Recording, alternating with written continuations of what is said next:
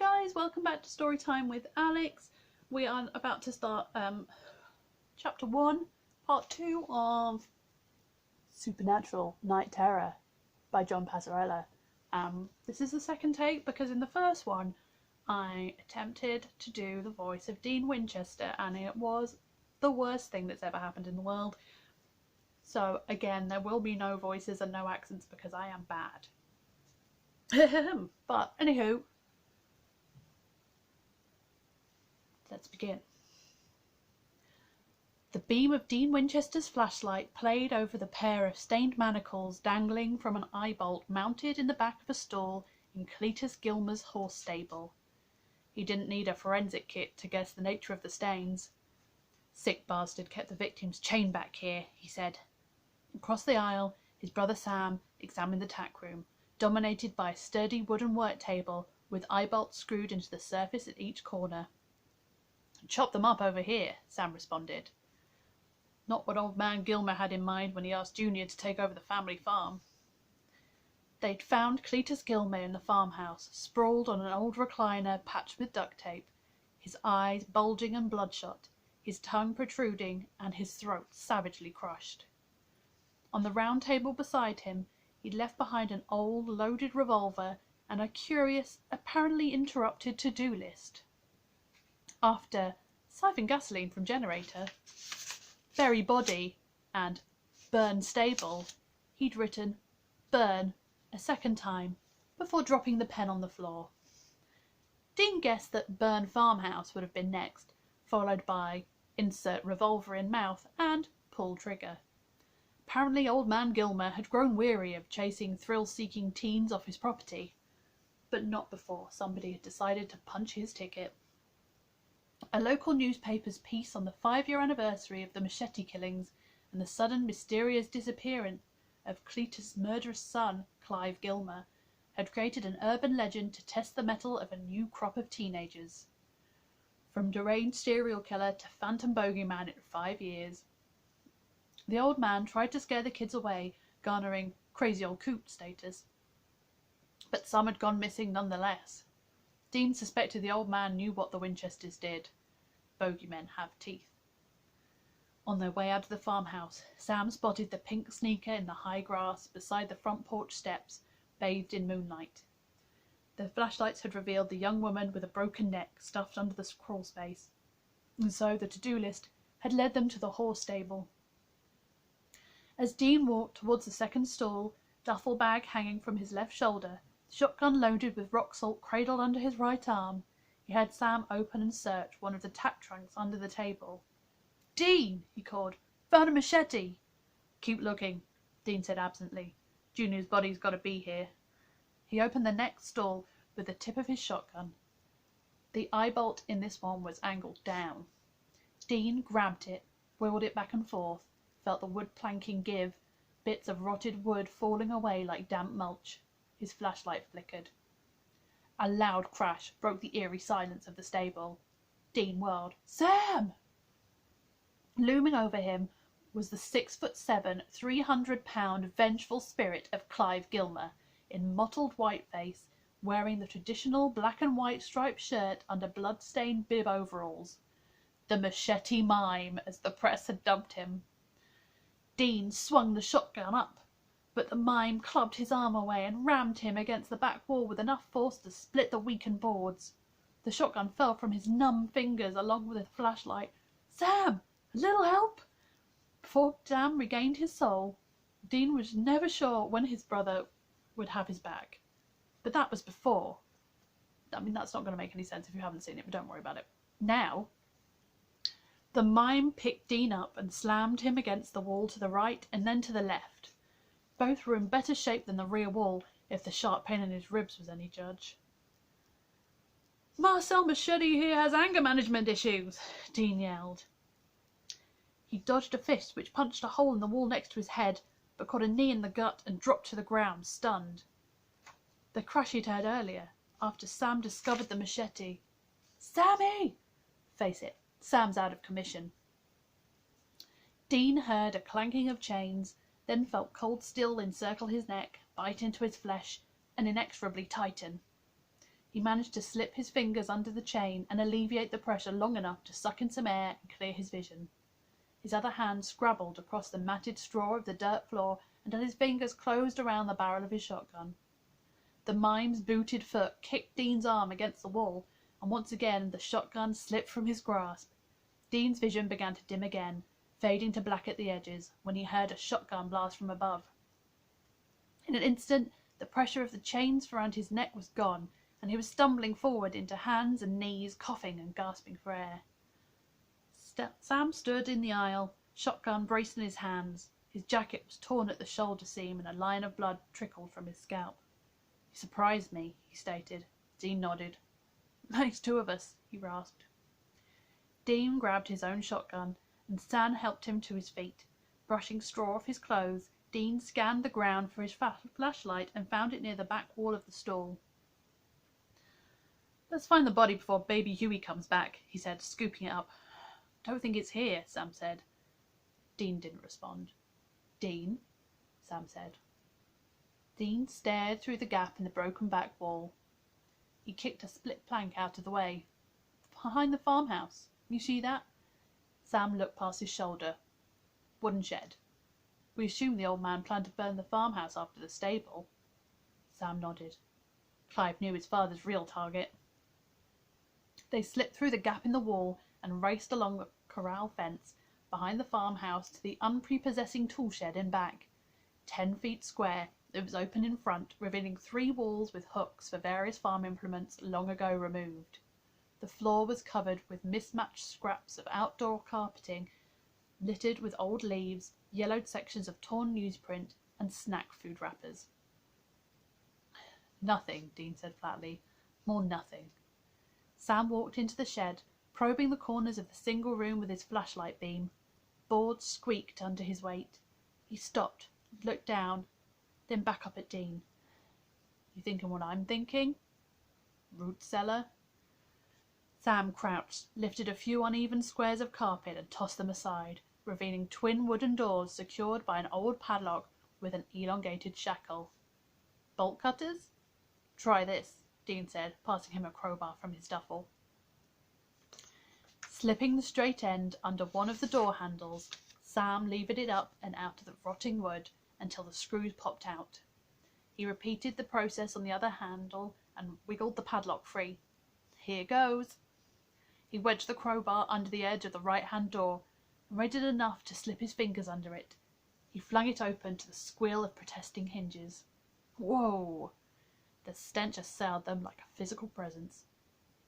Left hand pressed against his nose, Sam leaned over and flipped open the other door. Dean's flashlight beam speared the darkness at the bottom of the rickety staircase and revealed the hulking corpse in the remnants of a striped shirt and bib overalls curled on its stomach, with a pitchfork buried in its back. Deep enough to puncture lungs, Dean thought, or skewer his heart. "Old man put him down 5 years ago, left him to rot," he said. "Everyone assumed he'd run off," Sam said. He reached down for his own duffel bag, and so was caught by surprise. Flickering into existence between them, the mime's spirit charged, "Sam!" and shoved Sam down the stairs. Both root cellar doors slammed shut. Junior spun around and rushed Dean, his marred white face stretched wide in a hideous grin that revealed years of dental neglect. "I've seen your act, Tiny," Dean said grimly, taking a step back to pump the shotgun's action and level the barrel at the killer mime. "It blows." He blasted a round of rock salt into the spirit's torso. The mime vanished, buying them some more time. Dean slammed the action bar down and back to chamber another round. Then, rushing into the shed, he flipped the doors open and aimed his flashlight into the darkness. "Sam! Sammy!" he called. "Here, Dean," came the reply. "I'm okay." Dean negotiated the rickety stairs, sweeping the underground room with his flashlight to reveal sagging, multi-tiered wooden shelves lining the walls, filled with an assortment of mason jars and plastic containers, rotting vegetables, and rancid salted meats long since abandoned. On the floor, sitting beside the decaying corpse, Sam massaged his neck with one hand while shielding his eye from the light with the other. "Let's end this," Dean said, tossing his brother a canister of sea salt. He rifled through his bag for the container of lighter fluid. Sam climbed to his feet, pressed a hand to his lower back and winced. But he shook off the residual aches and pains of having rolled down the stairs and spread salt liberally over Clive's remains. What is it with mimes, anyway? He wondered. Clowns with a vow of silence? This one forgot the rule about no props, Dean replied. Dean squeezed the aluminium container and flicked the stream of lighter fluid back and forth over the corpse, head to toe. Machete mime. Sam shook his head. Light him up. Something took shape in the darkness. Their flashlights dimmed. Dude, we're not alone. Out of the shadows, a beefy arm snaked around Sam's throat and pulled him back into the darkness. They crashed into the shelving in the back of the root cellar, busting shelves and sending jars scattering against each other on the floor. Blocking out the frantic sounds of Sam's dire struggle, Dean fished his Zippo lighter out of his jacket pocket, flicked it to spark a flame, then tossed it on the mime's remains. As the fire caught hold, Dean heard Sam gasp and stumble forward across the shattered glass. The wooden handle of the pitchfork protruding from the mime's back caught fire, and the racing flames quickly ignited the shelves to the right. In seconds, the fire swept along the back wall and then spread to the left. Dean realized that if it reached the stairs, they'd find themselves trapped in their own private inferno. Sam! Go! Sam yelled, veering unsteadily around the burning corpse. Dean caught Sam's upper arm long enough to steady him, then shoved him towards the wooden staircase. Sam took the stairs 2 at a time. One of the boards cracked under his weight, but Sam was up and out. The heat had become unbearable. Dean shielded his face with his arm, holding his breath and squinting through the roiling black smoke as he followed his brother. Flames torched his heels as the hungry fire roared up out of the ground. He rolled clear of the shed, which was engulfed moments later, and gulped down huge mouthfuls of fresh Nebraska air. Dean left the Impala parked at the curb and walked into a local tavern. With his ribs aching and his mouth tasting of bitter smoke, he wanted nothing more than a cold one or 3 to apply the layer of numbness he needed to sleep through the night. It was a few hours before closing time, but the barroom was deserted. Tables, booths and stools were empty, the lone pool table unemployed, and the jukebox silent. A flat-screen TV angled over the bar displayed a soccer match in some other part of the world, the volume turned down to white noise hum. Other than Dean, the middle-aged bartender was the only person in the place. Tapping the eraser end of a pencil against his teeth, the bartender was hunched over a pile of papers on the countertop, with the concentration of someone working on his taxes. As Dean neared the bar, he saw the object of the man's concentration was a horse racing form. The man looked up at his approach. "Get you something?" "Whatever you got on tap," Dean said, sitting on the nearest stool. He rested his forearms on the padded edge of the counter and sighed. "Maybe a few peanuts." "Sure," the bartender said, taking down a glass. "Quiet night, huh? Didn't start out that way.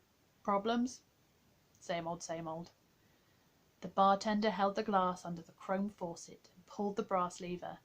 Amber liquid flowed into the glass, rising towards the brim. But at the halfway point, the beer level began to fall. "That's odd," the bartender murmured. "Holding the glass?" No, the glass is fine." Nonetheless, the bartender released the lever, set the glass aside, and began to fill a replacement. Same result.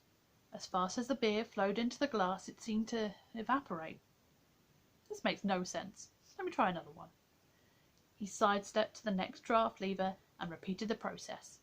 Beer flowed into the glass and was as quickly gone. The bartender passed a hand over his close-cropped blonde hair. "This has never happened before. First time for everything, pal. Maybe it's a CO2 tank. How about a bottle?" Dean nodded, tapped the countertop in front of him. "Domestic, import, microbrew? Let's start with domestic and go from there." The bartender grabbed a long-necked brown bottle from under the counter, popped off the cap, releasing thin streams of vapor, and slid it across to Dean with the glass from the tap. Dean decided to skip the middleman and raised the tip of the cold bottle to his lips. He tilted the bottle back and nothing came out. "What the hell?" he declared. "What's wrong?" "It was empty." "That's impossible." Dean upended the bottle over the glass. Not a drop fell out. "Let me try that," the bartender said, grabbing a fresh bottle. He eased it back and forth, and liquid sloshed within the bottle. He then popped the cap and tilted it over Dean's glass. Wisps of vapour escaped the bottle and dissipated. A few drops of liquid struck the bottom of the glass and promptly evaporated. The bartender pushed the empty bottle aside and tried a third and a fourth, different labels, all without success. "Cans?" said Dean. "What about cans?" The bartender opened a door behind the counter into a back room and returned a moment later with a six-pack. "These were delivered today," he stated. He pulled the tab off the first can and then heard a faint hiss as vapour spiraled out of the opening. One can after another, the glass remained empty. Dean shook his head. "This is not happening." "I'm sorry," the bartender said. "What can I do?" "Try something else," Dean said. "Anything. Whiskey, rum, vodka, peach schnapps." Nothing worked. The bartender tried Irish whiskey, Russian vodka, and Jamaican rum. "I can't explain this," the bartender said, incredulous. "What does it mean?" Dean noticed the audio hum emanating from the television set above the bar had changed. He glanced up and saw a news bulletin had replaced the soccer match. A telegenic news anchor in her late 20s spoke while a news crawl informed Dean, one letter at a time, that the world supply of alcoholic beverages had become unstable. "The volume," he said. "Turn it up." The bartender pointed a slim remote control to the set and raised the volume. "The scientific community remains baffled by the sudden and complete volatility of alcohol in any form." Dean stared aghast. "You gotta be kidding me!" "This bar's been in my family for 60 years, the bartender said morosely. "And it's all gone?" The news anchor continued in an upbeat tone. "Face the new reality that we've become a nation, indeed an entire world of teetotalers." "She's smiling," Dean said, pointing accusingly. "Why is she smiling? She can't smile at this." "Well," the bartender said, now strangely at peace with the family business ending news, "how about something non-alcoholic?" "No," Dean said, backing away abruptly and knocking over his stool. "Pop? Or milk? No. Juice box? Bottled water? No." "Got it," the bartender said, snapping his fingers. "A Shirley Temple. No alcohol in that." "Dude, seriously!" Dean backed up to the door, tugged on the handle, but the door wouldn't open. In frustration, he pounded his fist on the wooden panels. "Annette cream? No!" Dean sat upright, heart racing. A fleeting sense of displacement faded, and he remembered where he was. The nondescript motel they'd checked into in Lincoln, Nebraska. He sat in the dark and fought the ridiculous urge to turn on CNN to confirm the safety of the world's alcoholic beverages. Across the room, sprawled on his bed as if sleep had been an afterthought, Sam mumbled something about hunters. Dean stacked pillows against his headboard and laid back gingerly, enduring sharp protests from his ribs with each awkward movement. Felt as if he'd been kicked repeatedly by a mule with a sour disposition. Bedside clock radio told him he'd been asleep less than an hour. He'd need at least a few more before they hit the road. Coffee would take care of the rest. But no more dreams. There you go. End of chapter 1. See you tomorrow.